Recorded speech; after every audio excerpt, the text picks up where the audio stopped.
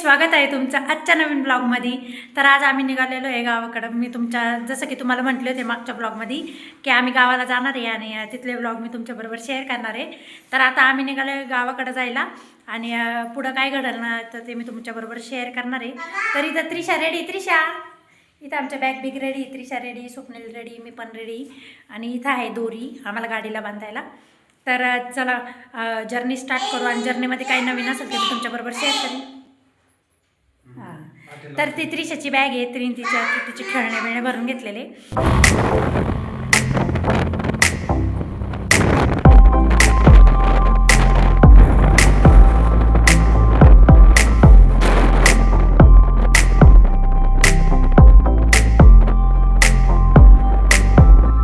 तर इथं जे मागं टोलगेट लागून गेलं ना त्याच्या पुढं आपल्याला इथं सगळीकडं पुढे जे दिसते ना तुम्हाला डोंगर, हे सगळे भीमाशंकरचे डोंगर आहे। भीमाशंकरच्या डोंगरांची रांग इथून चालू होती।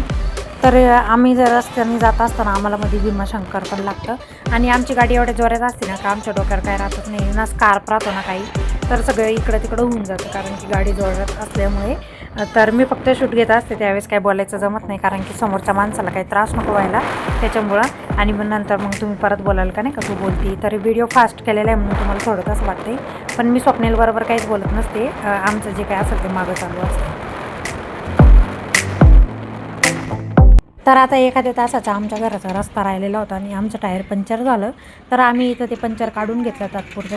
ते दादा आम्हाला म्हटले तुम्ही ट्यूब बदलून घ्या नाही तर टायर बदलून घ्या। त्यांनी आम्हाला तात्पुरते पंक्चर काढून दिलं आणि त्यानंतर ना आम्ही पुढे निघालो। मग ते ज्यावर पंक्चर काढायचे होते त्यावर मी थोडं शूट केलं। त्रिशू इकडं बघ ना, सांग ना टायर पंक्चर झाला म्हणा आमचा। आम्ही गावाजवळ पोचलो ना, आमचा टायर पंक्चर झाला। आम्ही आता हवा मारतोय।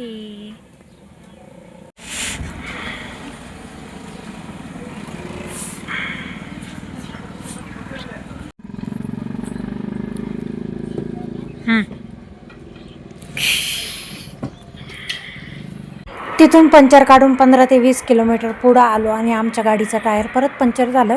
त्यानंतर आम्ही इथं रस प्यायला थांबलो। एक रसवंती शोधली, हे प्रवाराजवळ आलो होतो आम्ही आणि मग तिथं स्वप्नीला आम्हाला बसून पंक्चर काढायला गेले। त्यानंतर ना आम्ही इथं थोडा रस पिला आणि इथं तुम्ही बघू शकता इथं बैलगाडीने रस काढीत आहेत, खूप छान वाटत होतं। आणि इथं मस्त जोका पण होता, त्रिशा इथं मस्त जोका खेळत होती। जोरात देऊ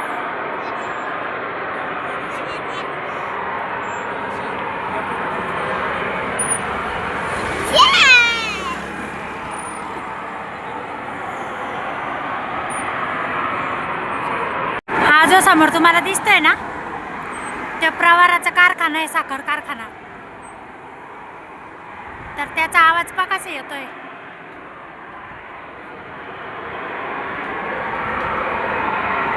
आणि आमच्यावरती मस्त असं चिंचेचं झाड आहे, इथे झोका खेळतोय आम्ही, झोका खेळतोय या तुम्ही झोका खेळायला।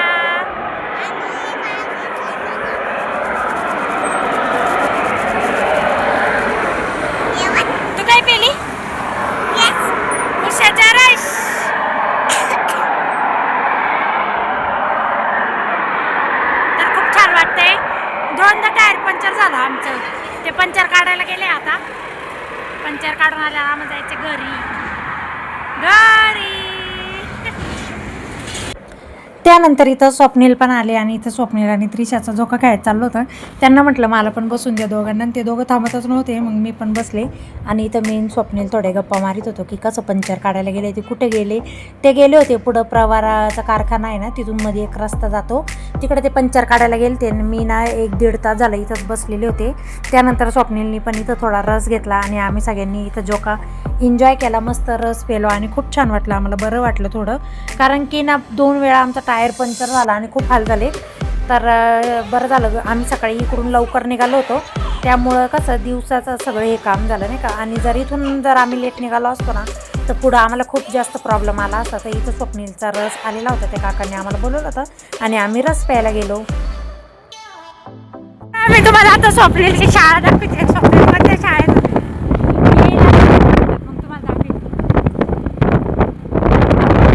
तर ना आता आम्ही गावाकडं पोचलोच होतो आणि 10वीपर्यंत स्वप्नील या शाळेत होते.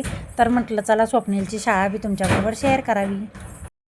तर ना ही बाई इकडे आहे ना, हिची शाळा तुम्हाला दिसते ना, ही स्वप्नीलची शाळा होती. स्वप्नील इकडे होते.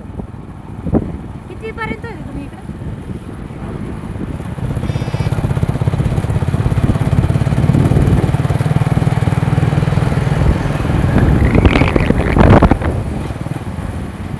तर 10वीपर्यंत ते या शाळेत होते आणि तिथून पुढं कॉलेज. तर व्हिडिओ कसा वाटला हे कमेंट करून नक्की सांगा. चॅनलवर नवीन असाल तर सबस्क्राईब करा. भेटते तुम्हाला नेक्स्ट व्लॉगमध्ये. तोपर्यंत बाय बाय आणि घरी आल्यावर झाली याचे दर्शन.